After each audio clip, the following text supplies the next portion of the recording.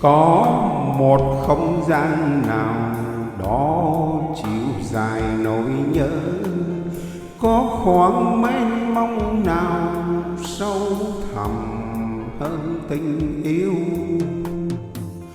Ở đâu đây nỗi nhớ anh mơ về bên em, ngôi sao như xuống thấp cho ta gần nhau thêm.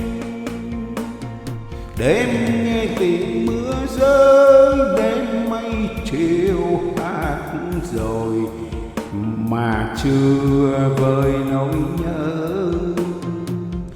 Ở hai đầu nỗi nhớ yêu và thương châu An, ở hai đầu nỗi nhớ nghĩa tình đậm thắm hơn.